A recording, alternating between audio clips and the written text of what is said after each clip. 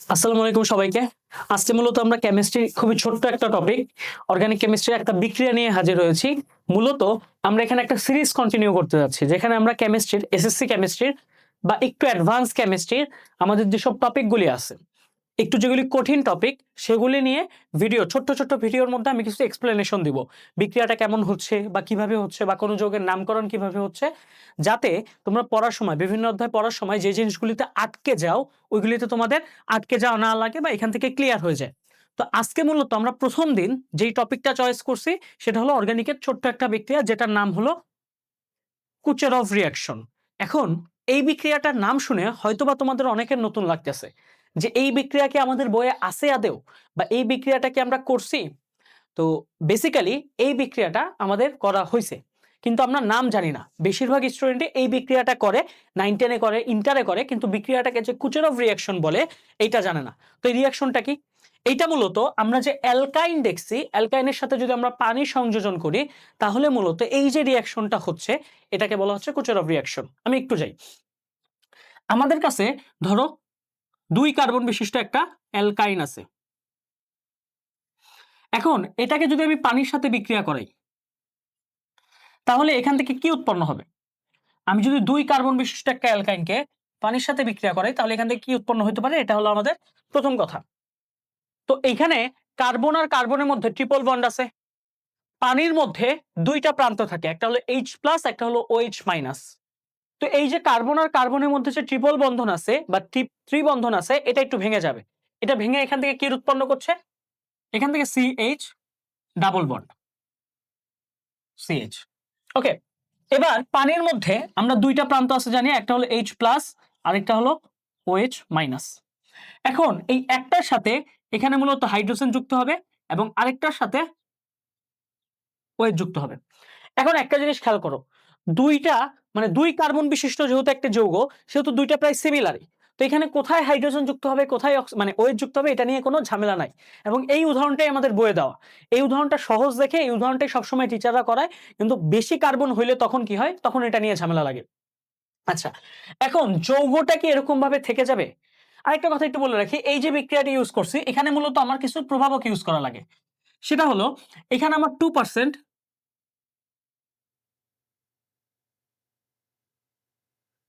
Mercuric sulphate use করা লাগে এবং H2SO4 ইউজ করা লাগে 20% এবং 80°C ইউজ করা লাগে। তো এই কয়টা হলো আমার এখানে প্রভাবক হিসেবে ইউজ করা লাগে। এখন এই যে আমরা প্রোডাক্টটা পাইলাম এই প্রোডাক্টটা কি এরকম ভাবে থাকবে? না। এই প্রোডাক্টটা কেন এরকম ভাবে থাকবে না? এখান থেকে মূলত এইটা অন্য একটা প্রোডাক্টে রূপান্তরিত হবে। কেন হবে কি হবে এটাই মূলত আমার আজকে ক্লাসে ব্যাখ্যা করার বিষয়। তো এইখানে মূলত যেটা দেখা যাবে সেটাকে বলা হয় টটোমারিজম, যেটা আমরা নরমালি 9-10 এই জিনিসটার সাথে অতটা পরিচিত না। তো মূলত এখানে কি দেখা যাবে? এখানে দেখা যাবে হলো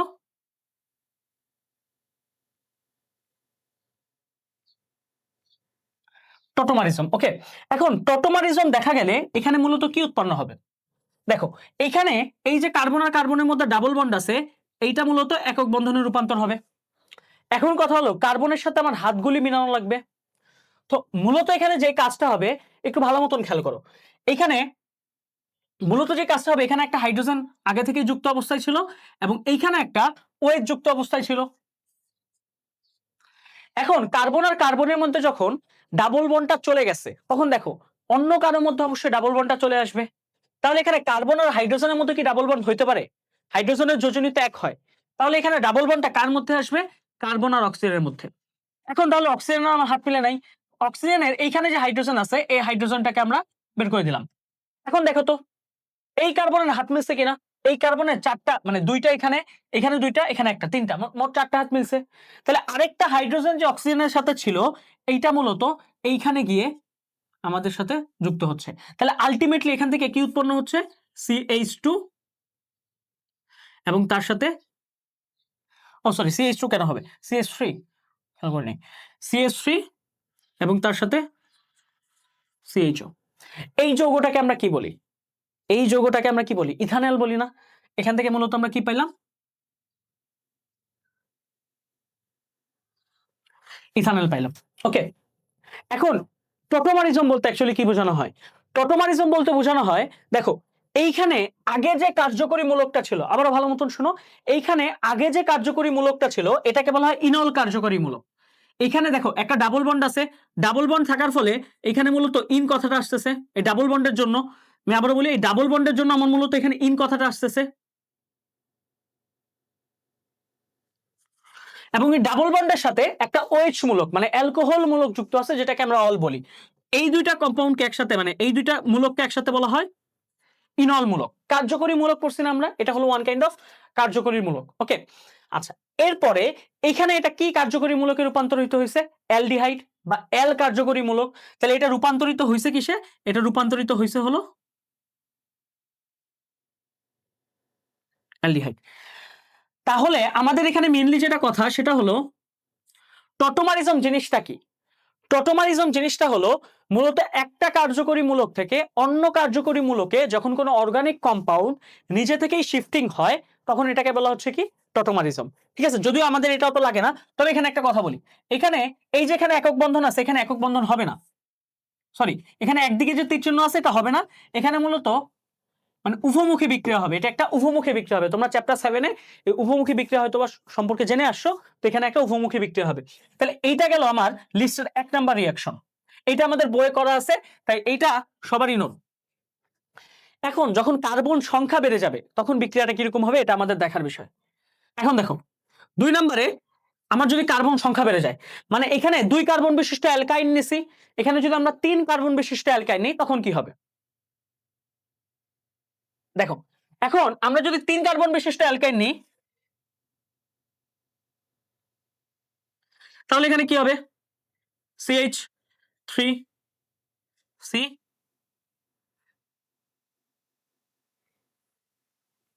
ট্রিপল বন্ড CH। ওকে, এখন এটার সাথে আমরা কি করব? আগের মতন সেম পানি যোগ করব। ওকে, এখন এখান থেকে মূলত কি উৎপন্ন হবে এটা হলো আমাদের দেখার বিষয়। এবার শোনো, এবার আমাদের মূলত এই বিক্রিয়াটা করার সময় অর্গানিকে ব্যবহার করা খুবই গুরুত্বপূর্ণ একটা নীতি এখানে আবার করে ইউজ হচ্ছে। ঠিক আছে, দেখো এখানে আমার পানির মধ্যে দুইটা প্রান্ত আছে, এর আগের মতনই পানির মধ্যে এখানে একটা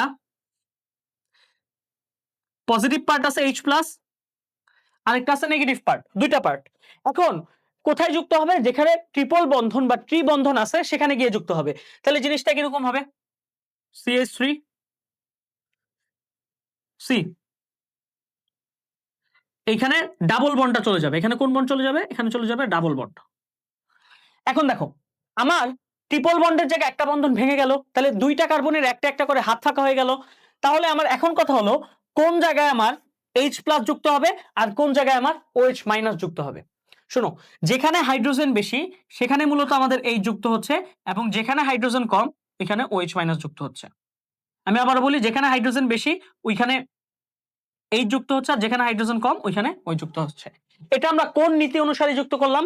এখানে মূলত আমরা মার্কোনিকভের নীতি ফলো করছি। এখানে আমরা কোন নীতি ফলো করলাম? মার্কোনিকভের নীতি ফলো করছি।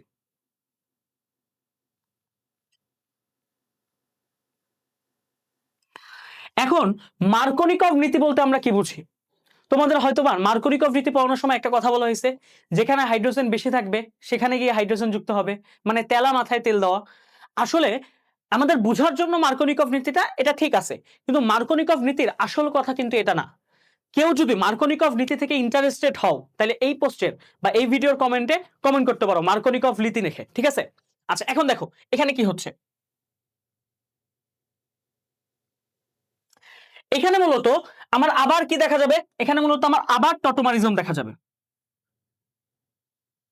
এখানে যেহেতু আমরা একটা ইনল মূলক পাইছি তাহলে এখানে আমাদের আবার কি হবে? একটা টটোমারিজম দেখা যাবে। আচ্ছা, এবার কি হবে? সেম কথা, এই যে এখানে ডাবল বন্ড আছে, আমি একটু বলি, এই যে এখানে ডাবল বন্ড আছে, এই ডাবল বন্ডটা এখানে শিফট করবে, আর এই হাইড্রোজেনটা কি করবে? হাইড্রোজেনটা এই কার্বনে চলে আসবে। তাহলে দেখো তো আলটিমেটলি কি আসতেছে। আমরা যদি বলি তাহলে দেখো তো এরকম হচ্ছে না? দেখো CH3C ডাবল বন্ড, অক্সিজেনের কাছে হাইড্রোজেন চলে গেছে, এখানে তো ডাবল বন্ডটাও ভেঙে গেছে, তাহলে এখানে কি হবে? CH3। তাহলে দেখো উপরেরটা আমরা পাইছিলাম ইথানল, এটা কিন্তু কোনো অ্যালডিহাইড না। এটা কি পাইলাম আমরা? এটা পাইলাম আমরা একটা কিটোন। এটা কি পাইলাম আমরা? একটা কিটোন। এটাকে কি বলা হয়? এটাকে বলা হয় প্রোপানন। এটাকে বলা হয় প্রোপানন। ওকে, আর এটা কি ছিল আমার, এটা কিন্তু 3 কার্বন বিশিষ্ট একটা অ্যালকাইন ছিল। এটা 3 কার্বন বিশিষ্ট আমার একটা অ্যালকাইন ছিল, যেটাকে বলা হয় কি প্রোপাইন। তার মানে দেখো, এর আগের বার আমরা পাইছিলাম অ্যালডিহাইড মূলক, এবার আমরা কি পাইলাম, এবার আমরা পাইলাম হলো কিটোন মূলক। তার মানে জিনিসটা আমাদের কাছে কি দাঁড়াইলো, আমরা যদি কোনো মানে অ্যালকাইন নিই, তাহলে এটাকে পানির সাথে যোগ করলে আমরা যেরকম ভাবে অ্যালডিহাইড পাইতে পারি, সেম ভাবে আমরা কিটোনও পাইতে পারি। ওকে, আরেকটা বিক্রিয়া দেখায় আমি শেষ করব।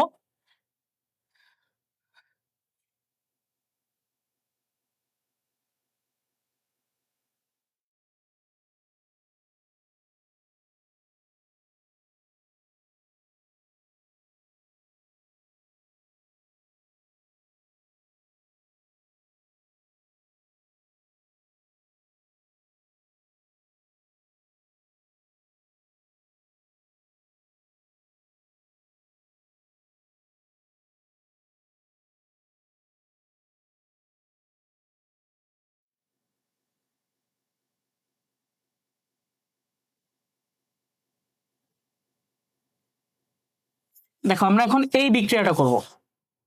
এই বিক্রিয়াটা করে আমার মূলত কি উৎপন্ন হচ্ছে, এটা মূলত আমার এখন দেখা লাগবে। ওকে, এই বিক্রিয়াটা আমার মূলত এখন ফোকাস করা লাগবে।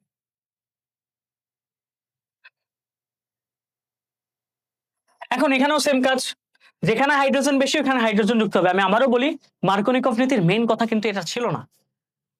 এইটা যদি তোমরা জানতে চাও, অবশ্যই পোস্টের কমেন্টে বা ইউটিউব লিংকের কমেন্টে, মানে ভিডিওর কমেন্টে তোমরা কমেন্ট করবা। আচ্ছা দেখো, তাহলে এখান থেকে কি উৎপন্ন হবে,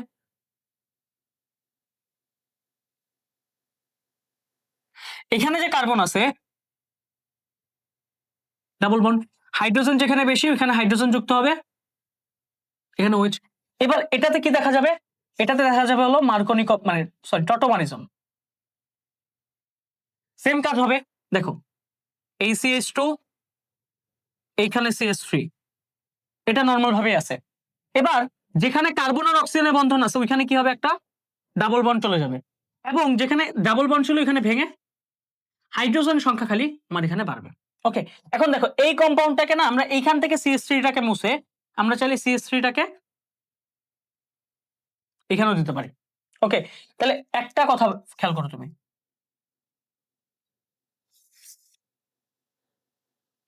আচ্ছা এবার একটা একটা কথা খেয়াল করো, এখানে 4 কার্বন বিশিষ্ট একটা যৌগ, এটাকে বলা হয় বিউটানন। ঠিক আছে, তাহলে এটাও কিন্তু আমরা ওয়ান কাইন্ড অফ কিটোন পাইলাম, এটাও আমরা কি পাইলাম।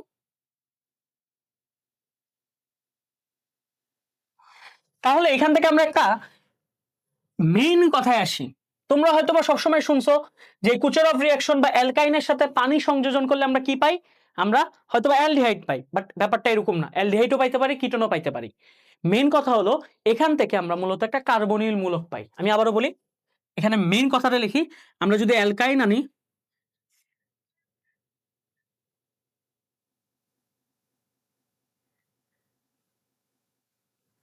অ্যালকাইন প্লাস পানি যদি সংযোজন করি আমরা, এটা একটু উপরে হয়ে গেছে, ধরো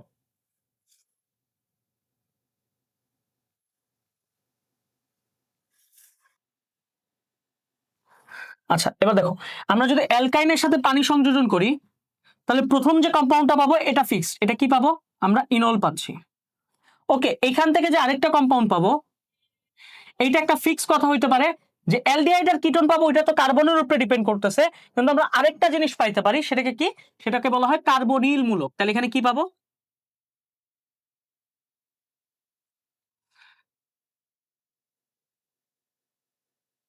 কার্বনিল রেডিক্যাল, যেটা সংকেত কি, যেটা দেখবে অ্যালডিহাইডের মধ্যে ওই সংকেত আছে, কিটোনের মধ্যে ওই সংকেত আছে। তো আজকের ক্লাস বা আজকের শর্ট ভিডিও মূলত এই পর্যন্তই। তোমাদের যদি ভালো থাকে, মানে ভালো লাগে থাকে ক্লাসটা, তাহলে অবশ্যই লাইক, শেয়ার এবং কমেন্ট করবা। সবাইকে আসসালামু আলাইকুম।